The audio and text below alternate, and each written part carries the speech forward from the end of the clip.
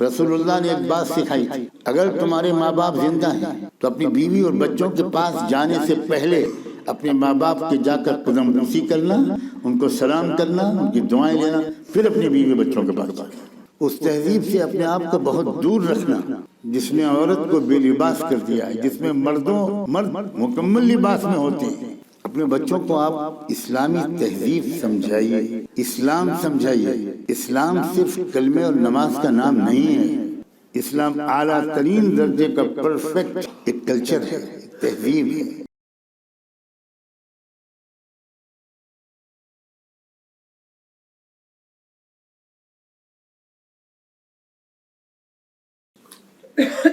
الحمد للہ وکفی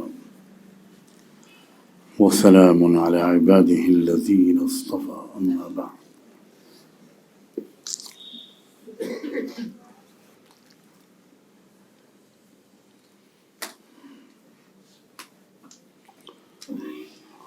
جس گھر میں، جس فیملی میں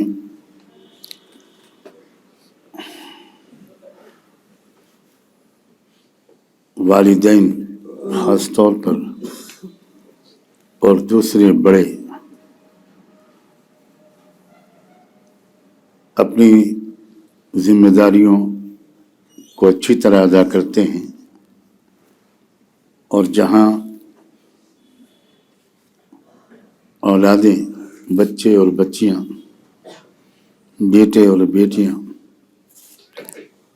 اور دوسرے چھوٹے، وہ اپنی ذمہ داریوں کو سمجھتے ہیں،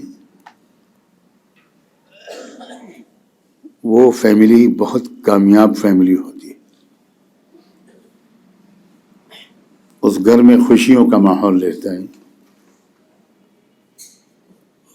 رزق میں برکتیں ہوتی ہیں، اور بہت ترقی اس خاندان کے افراد کو ملتی ہے۔ یہ 100% تجربہ ہے، یہ قدرت کا ایک اٹل قانون ہے۔ اور جہاں ایسا نہیں ہوتا، چاہے وہاں 10 کاریں کھڑی ہوں اور دنیا بھر کی اور مادی نعمتیں ہوں، لیکن بڑے یعنی والدین خاص طور پر، وہ بھی اپنی ذمہ داریوں کو اچھی طرح ادا نہیں کرتے، اور چھوٹے بھی، اولادیں بھی، وہاں بہت ناخوشگواریاں، بہت بے برکتیاں ہوتی ہیں۔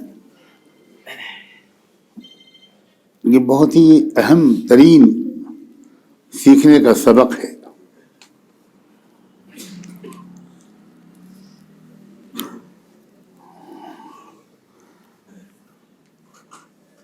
آج دونوں سے الگ الگ میں کچھ بات کرنے کی کوشش کروں۔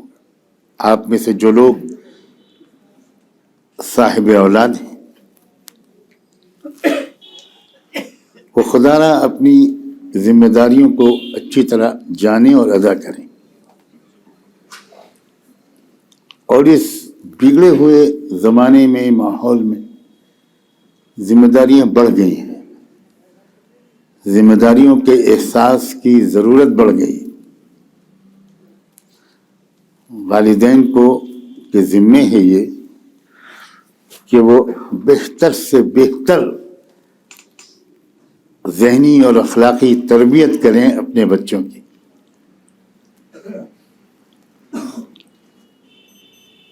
بچوں کو یہ سمجھائیں بڑی حکمت کے ساتھ، محبت، شفقت اور نرمی کے ساتھ، خاص طور پر اس زمانے میں جب کہ بالکل الٹ پلٹ ہو گئی ہیں اخلاقی قدریں، بھول گئے ہیں لوگ۔ اور ایک جانوروں کی، معذرت کے ساتھ کہتا ہوں، جانوروں کی تہذیب، اگر جانوروں کی بھی کوئی تہذیب ہوتی ہو تو اس کو لوگ فیشن سمجھ کر اپنا رہے ہیں۔ یہ بہت زبردست بے دینی کی دلیل بعد میں ہے، بے عقلی کی دلیل پہلے ہے۔ زبردست امیچورٹی کی دلیل ہے. اپنے بچوں کو آپ اسلامی تہذیب سمجھائیے، اسلام سمجھائیے. اسلام صرف کلمے اور نماز کا نام نہیں ہے. اسلام اعلیٰ ترین درجے کا پرفیکٹ ایک کلچر ہے، ایک تہذیب ہے، ایک سویلائزیشن ہے، ایک تمدن ہے. آپ بچوں کو سمجھائیے کہ اس تہذیب کو سے بہت دور رکھنا اپنے آپ کو، جس نے بوڑھے ماں باپ کے لیے اولڈ ایج سینٹر کھول دیے ہیں.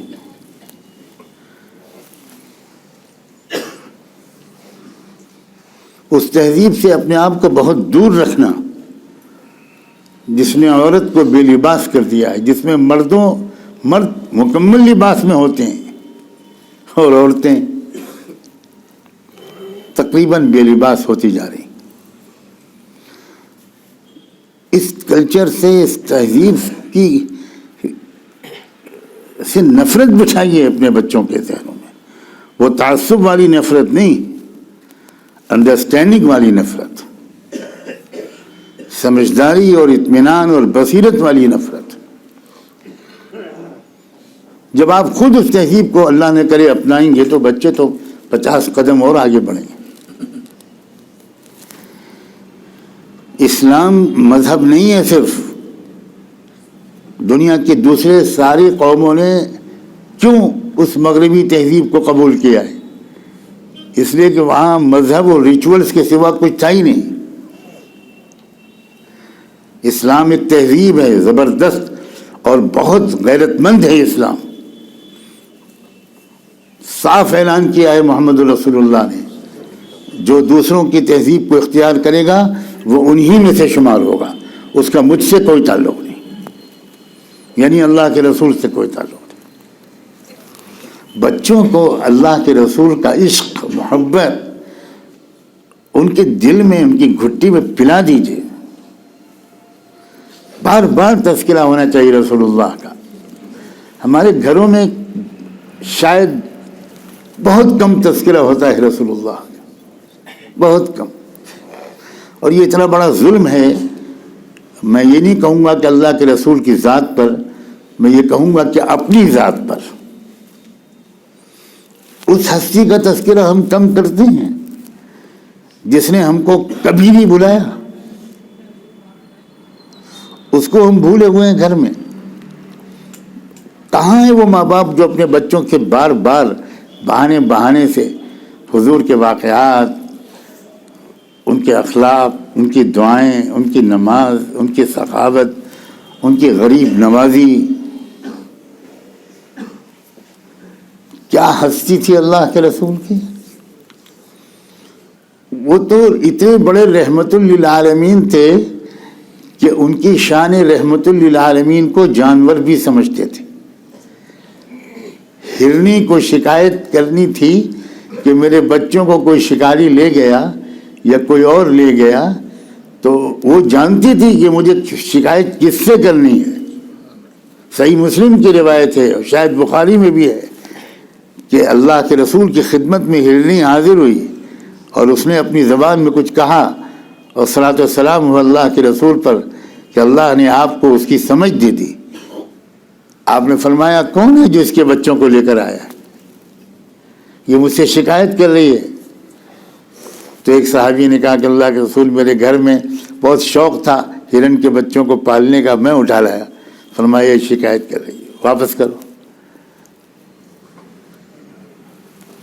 وہ درخت جس کے تنے سے کمر لگا کر اللہ کے رسول جمعے کا خطاب کرتے تھے ممبر بننے سے پہلے، جب ممبر بن گیا اور آپ پہلی بار ممبر پر بیٹھے تو اچانک آواز آنی شروع ہوئی. صحابہ تو نہیں سمجھے کہ یہ کاہے کی آواز ہے. اللہ کے رسول ممبر سے اترے اور اس درخت کے تنے پر جا کر ہاتھ رکھا، اس کو سہلایا اور پھر واپس ممبر پر گئے اور کہا یہ درخت شکوہ کر رہا ہے، ہائے آج مجھے آپ کا جو لمس ملتا تھا، جو ٹچ ملتا تھا، آج سے میں اس سے محروم ہو گیا. اب آپ میرے سہارے پر نہیں کھڑے ہوں گے, اب آپ ممبر پر کھڑے ہوں گے. یہ چیزیں بچوں کو بتانے کی ہیں. نرم دل ہوتے ہیں بچے اور بچیاں. بچے آئیڈیل کس کو بنا رہے ہیں؟ میں تو نام نہیں لینا چاہتا. مسجد میں ہمارے نوجوان لڑکے اور لڑکیاں کس کو فالو کر رہے ہیں, کس کو اگزامپل سمجھ رہے ہیں, کس کے لباس کو, کس کی وضاقتہ کو. اور چھوڑیے لباس اور وضاقتہ کو, اگر آپ اس کی اہمیت نہیں محسوس کرتے تو کس کے اخلاق کو, کس کے بولنے مسکرانے کے انداز کو, کس کی شرافت اور پاک دامنی کو, کس کو آئیڈیل بنا رہے ہیں؟ میں پھر کہتا ہوں, میں ان لوگوں کا نام نہیں لینا چاہتا. خدا تو اتنا ذلیل کر رہا ہے کہ نام کے مسلمان, یہ ظاہر کرنے کے لیے کہ ہم صرف نام کے مسلمان ہیں, ہمیں کہیں سچا مسلمان نہ سمجھ لینا. انہوں نے ہندو لڑکیوں سے شادیاں کی اور ہر کچھ دن کے بعد ان کو بھی ذلیل کر رہا ہے اللہ. ان کو کوئی اپنا نہیں سمجھ رہا, اس لیے کہ جو اللہ اور رسول اللہ کا نہ ہوا وہ کسی کا نہیں ہوگا. ہر درد سے ذلیل ہوگا وہ.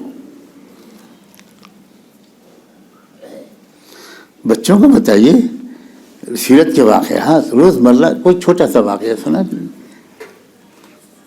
بات میں تذکرہ چھیڑیے.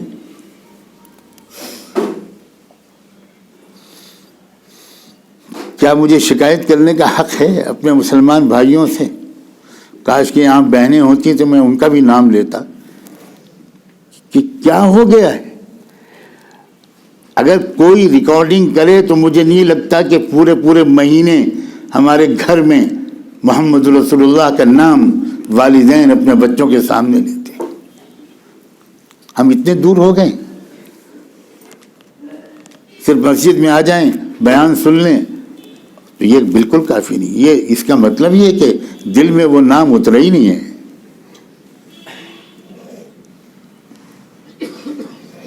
بہت بڑی ذمہ داری ہے والدین کی, ہر باپ کی اور ہر ماں کی اور گھر کے ہر بڑے کی.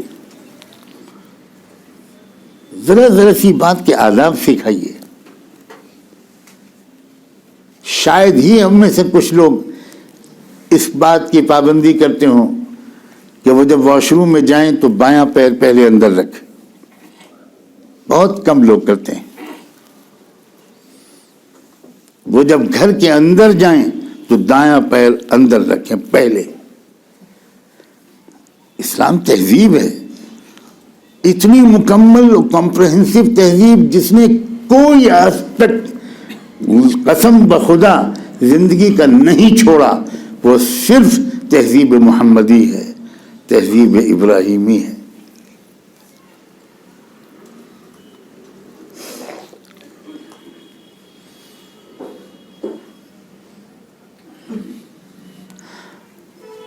اور سمجھانے سے بھی زیادہ عملی نمونہ بچوں کے سامنے آ جاتا ہے تو بچے خود بخود اس کو ریپلے کرتے ہیں, ریکارڈ کرتے ہیں اور پلے کرتے ہیں.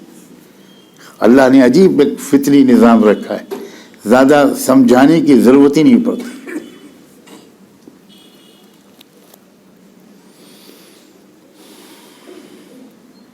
قدم قدم پر اس بات کا احساس ہوتا ہے کہ اکثر 5 وقت کے نمازی مسلمان بھائی جو بڑے قابل احترام بھی ہیں, ان کو بھی اسلام کے تہذیب ہونے کے بارے میں زیادہ سمجھ نہیں ہے.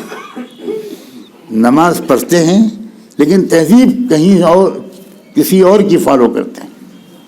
اب کس قوم کی تہذیب فالو کر رہے ہو بھائی؟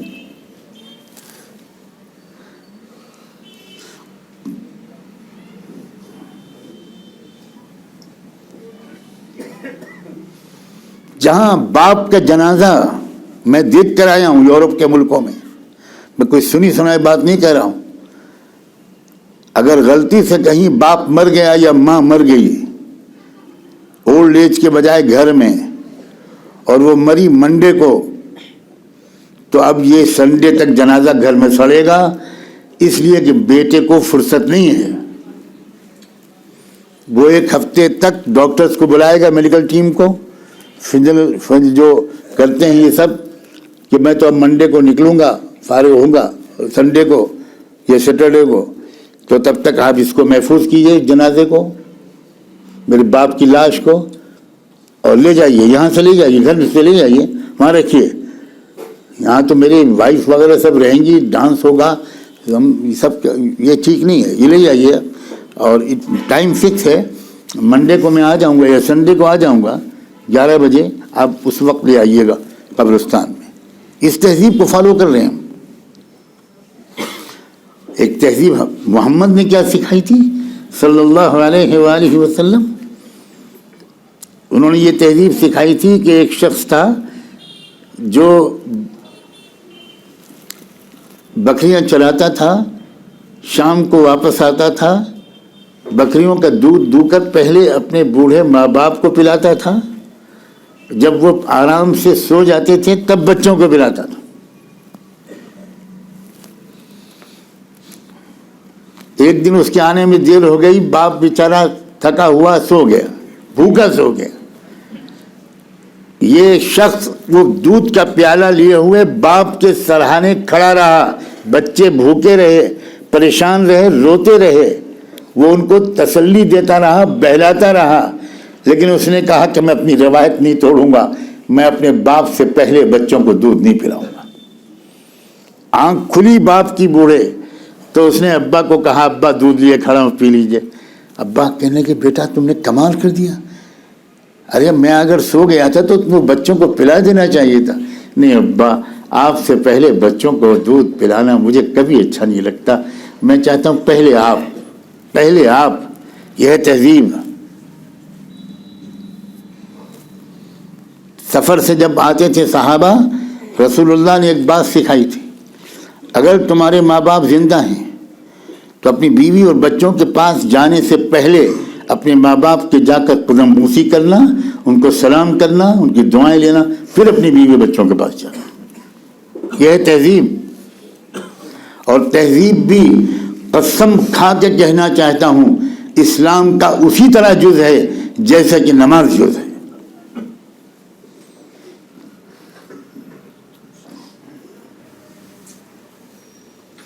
کمال کی تہذیب ہے اسلامی۔ اتنی اپنی دیوار نہ اٹھاؤ کہ پڑوس کے گھر کی ہوا رک جائے، یہ تہذیب ہے۔ گھر میں کوئی اچھا کھانا پکے تو اس 2-4 گھروں میں پہنچانا جہاں اس کھانے کی خوشبو پہنچنے کا امکان ہو، پہلے وہاں پہنچا دینا پڑوس میں، پھر کھانا۔ خوبصورت تہذیب، اعلیٰ درجے کی انسانی تہذیب، شریفانہ تہذیب، کون سا لفظ بولا جائے اس تہذیب کے بارے میں۔ آگاہ رہنا چاہیے کہ مغربی تہذیب نے 99% شریفانہ تہذیبوں کو کچل دیا۔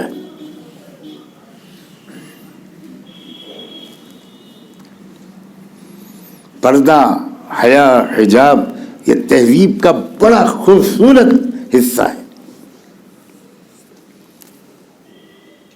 65% شادیوں میں اس وقت امریکہ میں طلاقیں ہو رہی ہیں، 65 سے زیادہ شاید پرسنٹیج بڑھ گیا ہو، میں تو 4-5 سال پہلے کی اسٹڈی بتا رہا ہوں۔ کوئی رشتہ ہی نہیں نبھاتا۔ اب تو وہاں یہ کہاوت ہے کہ بھائی جب تم بازار سے دودھ خرید سکتے ہو تو اپنے گھر میں گائے پالنے کا جھنجٹ کیوں کرتے ہو؟ یہ وہاں رواج ہے۔ کیا مطلب؟ جب تم روز ایک نئی لڑکی کا مزہ لے سکتے ہو تو یہ شادی اور بیوی کا جھنجٹ کیوں پالتے ہو؟ یہ ہے تہذیب، جس کو بڑا لوگ فیشن سمجھتے ہیں کہ عزت کی بات ہے۔ انسانیت کی تاریخ میں اتنی گراوٹ شاید کبھی نہیں آئی ہو۔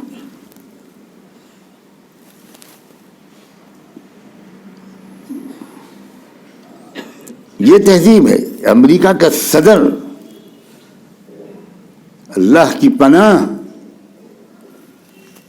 اس کے خلاف جو لڑکیوں نے گواہیاں دی ہیں آ کر، جو اس کی سیکریٹری نے گواہی دی ہے کہ یہ کیا کرتے تھے میرے ساتھ، وہ میری سیکریٹری تھی، یہ صدر میرے ساتھ کیا کرتا تھا، کس کس پوزیشن سے میرے ساتھ سیکس کرتا تھا، اس نے میرے بدن کو زخمی کر دیا.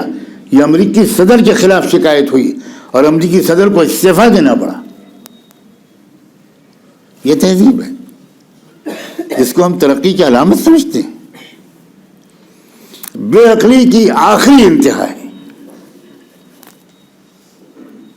میں شرعی زبانی نہیں بول رہا ہوں، میں حرام حلال کی زبان نہیں بول رہا ہوں، میں آپ کی عقل کو اپیل کر رہا ہوں. کیا چوائس ہونا چاہیے ہمارا. اور یہی میں اپنے نوجوان عزیزوں بچوں سے کہتا ہوں، تم تو اور زیادہ خطرے میں ہو.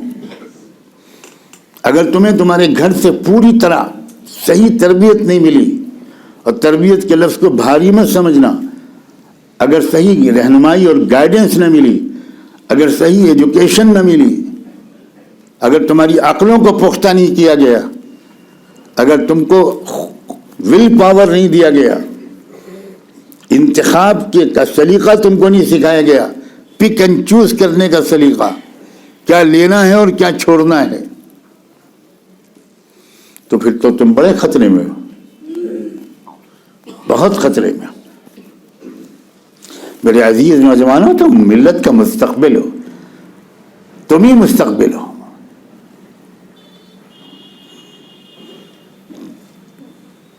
خوب پڑھو، اعلیٰ تعلیم حاصل کرو، بہترین سائنٹسٹ بنو، ڈگریاں حاصل کرو،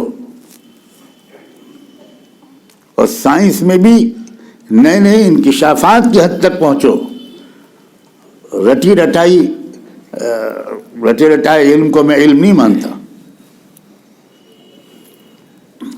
ہر سبجیکٹ میں آگے بڑھو، جس سبجیکٹ سے جس کو شوق ہو، مگر تہذیب شریفانہ ہونی چاہیے. ماں باپ سے سر جھکا کر بات کرنا، ہلکی آواز میں بات کرنا، سوتے وقت ان کی کچھ خدمت کرنے کی کوشش کرنا، جس کا رواج بالکل ختم ہو گیا. جتنا پڑھا لکھا نوجوان اتنا ہی ماں باپ کی خدمت سے محروم. یہ کون سی تعلیم ہے بھائی؟ یہ کیا ہے؟ جب تم خود ماں باپ بنو گے اے نوجوانوں تو تم کو احساس ہوگا. اور یاد رکھنا، جو اولاد جس ڈگری کا سلوک، حسن سلوک اپنے ماں باپ کے ساتھ کرتی ہے، اس کی اولاد اس سے بہتر سلوک کبھی نہیں کر سکتی، کبھی نہیں کر سکتی. عجیب قانون ہے یہ.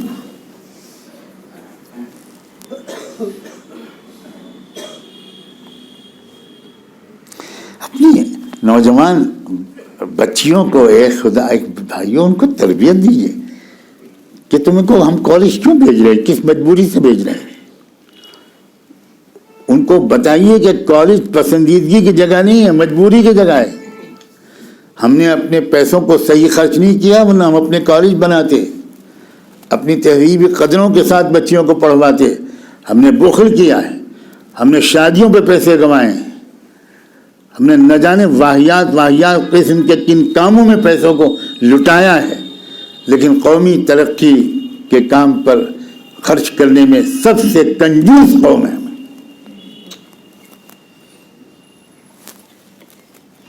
نکلتے ہی نہیں مسلمان کی جیب سے پیسہ ان کاموں کے لیے جن کاموں میں کسی قوم کی ترقی ہوتی ہے، اور وہاں بہت نکلتا ہے. سودی قرضہ بھی لینے کو تیار ہے مسلمان، جہاں کم سے کم خرچ ہونا چاہیے. میں پہلے بھی قصہ سنا چکا ہوں. اسرائیلی پرائم منسٹر گولڈا میئر، ایک خاتون وزیر اعظم،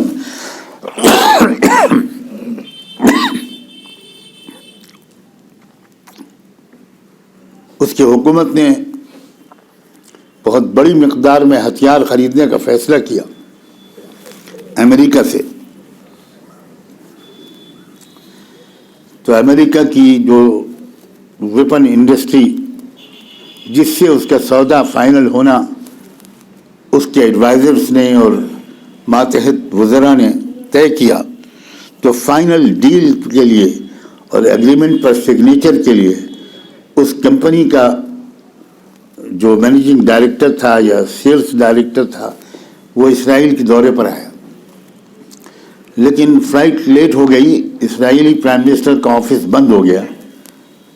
تو جب پرائم منسٹر کو خبر دی گئی گولڈا میئر کو کہ وہ پہنچ گئے ہیں مگر لیٹ ہو گئے، تو اس نے کہا کہ گھر بھیج دو میرے، تو اس کو گھر لایا گیا، وزیر اعظم کا گھر۔ پہلے تو وہ گھر پر پہنچ کر اس کو حیرت ہوئی کہ یہ پرائم منسٹر کا گھر تو ہو ہی نہیں سکتا، 2-3 کمروں کا فلیٹ تھا۔ وہی سمجھا کہ پہلے یہاں لایا گیا ہے، یہاں سے مجھے لے جایا جائے گا، لیکن پھر گیٹ کھلا اور پرائم منسٹر گیٹ پر خود تھی استقبال کرنے کے لیے، آئیے آئیے۔ خیر وہ اندر چلا گیا۔ پرائم منسٹر آف اسرائیل نے اس کو بٹھایا اور کہا کہ آپ بس چند منٹ انتظار کیجیے، میں بھی آتی ہوں۔ وہ کچن میں گئی اور کچن میں جا کر اپنے مہمان کے لیے چائے بنائی خود، اور وہ چائے کی ٹرے لے کر اپنے مہمان کے لیے پرائم منسٹر آف اسرائیل خود آئیں۔ اب وہ تو دیکھ کے حیران رہ گئے۔ تو پرائم منسٹر نے کہا کہ let us start business talk, ہم لوگ اپنی بات چیت شروع کریں۔ تو اس نے کہا کہ نہیں میڈم، میں ذرا بات بعد میں ہوگی، 2 منٹ میں پہلے آپ سے پوچھنا چاہتا ہوں کہ کیا آپ یہیں رہتی ہیں؟ ہاں میں یہیں رہتی ہوں۔ تو آپ کا کوئی سٹاف، کوئی سرونٹس، کوئی میڈس کچھ ہے ہی نہیں، آپ چائے خود بنا کے لیں؟ ہوں کہا نہیں میرے پاس کوئی نہیں رہتا، ایک واچ مین رہتا ہے، ایک ڈرائیور ہے جو آن کال رہتا ہے، میں بلا لیتی ہوں وہ آ جاتا ہے، اور میرے ساتھ کوئی اسٹاف نہیں، میں اپنا کھانا خود پکاتی ہوں، میں اپنی چائے خود بناتی ہوں، اپنے مہمانوں کے لیے بھی سب کچھ خود کرتی ہوں۔ تو اس نے کہا کہ آپ بلینز آف ڈالرز کا ہتھیار خریدنے کے لیے ابھی ہم لوگ سائن کرنے جا رہے ہیں اور آپ اس طرح رہتی ہیں۔ سنو مسلمانوں، کیا جواب دیا اسرائیلی وزیر اعظم نے؟ قوموں کی ترقی کا سبب کیا ہوتا ہے؟